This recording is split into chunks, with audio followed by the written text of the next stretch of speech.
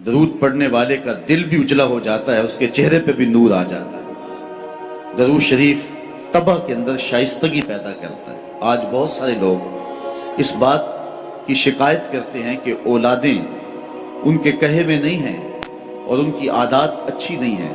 اگر آپ چاہتے ہیں کہ ان کی طبع میں شائستگی اور جمال پیدا ہو جائے اور ان کی عادات میں حسن اور نکھار آ جائے تو ان کو درود کی تسبیح دو۔ نتیجہ کیا ہوگا کہ ان کی عادتیں خود بخود سنورنا شروع ہو جائیں گی اور آپ چند دنوں کے اندر دیکھیں گے اور ایک اچھے اور پاکیزہ انسان کی صورت میں نشو و نما پا رہے ہیں۔ درود شریف انسان کی صلاحیتوں کو جلا بخشتا ہے، انسان کو ذکاوت، ذہانت اور اس کو فہم و ادراک کی دولتوں سے مالا مال کرتا ہے۔ درود شریف کی یہ تاثیر بھی ہے کہ اس سے زبان میں اثر اور رس آ جاتا ہے۔ کسی نے اقبال سے پوچھا تھا کہ تیرے شعروں میں یہ شہد کہاں سے آ گیا؟ جو سخنور ہیں وہ جانتے ہیں کہ غالب کو اقبال سے بڑا شاعر سمجھا گیا ہے، جو حسن اور جو معاملہ بندی تغزل میں اور تراکیب کے استعمال میں جو حسن وہاں پایا جاتا ہے وہ اسی کا جو ہے وہ خاصہ ہے، لیکن جو عزت، جو تکریم اور جو شان اقبال کا مقسوم ہوئی وہ غالب کا مقدر نہ ہو سکی۔ تو یہ بات کسی نے اقبال سے ہی پوچھا، یہ بات پوچھی کہ حضرت یہ بات سمجھ میں نہیں آتی کہ آپ کے شعروں میں اثر اور شیرینی کہاں سے آئی؟ تو اقبال نے جو جواب دیا وہ سننے کے قابل ہے۔ کہنے لگے کہ میں نے 1.25 کروڑ مرتبہ حضور پہ درود پڑھا ہے، تو اگر حضور پہ درود و سلام پڑھو گے تو تمہارے لہجے میں رس پیدا ہو جائے گا، تمہارے انداز میں مٹھاس پیدا ہو جائے گی اور تمہاری گفتگو کے اندر شہد گل جائے گا اور تمہاری باتوں کی خوشبو پھیلتی چلی جائے گی۔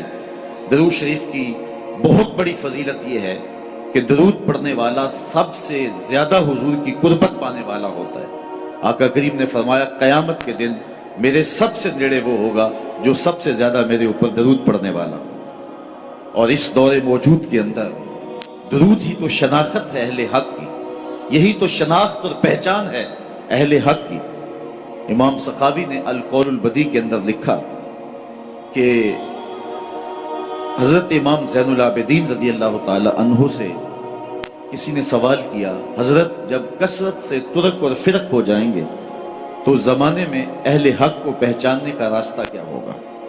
جب ہر شخص اپنی طرف کھینچ رہا ہو اور قرآن و حدیث سے دلائل فراہم کر رہا ہو، ایک عام آدمی تو سمجھ نہیں پاتا کہ حق پہ کون ہے اور باطل پہ کون ہے۔ ہر شخص تو قرآن کی بولی بول رہا ہے، ہر لفظ کی، ہر شخص کی زبان پر تو حدیث رسول کا وظیفہ ہے، اور 72-73 لوگ ایک آدمی کو کھینچ رہے ہیں۔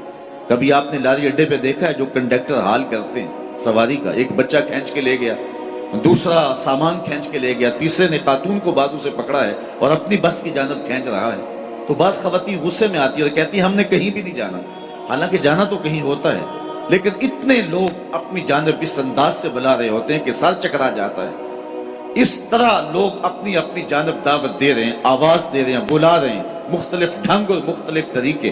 اس نے مہربانی کی امام زین العابدین سے پوچھا، حضرت جب فرق اور ترک مختلف ہو جائیں گے تو حق کو پہچاننا کس طرح سے ہوگا؟ تو حضرت امام زین العابدین نے جو جواب دیا وہ بڑا خوبصورت تھا اور واضح لفظوں میں صریح جواب تھا۔ فرمانے لگے جو اہل السنہ ہوں گے وہ حق کی راہوں کے مسافر ہوں گے۔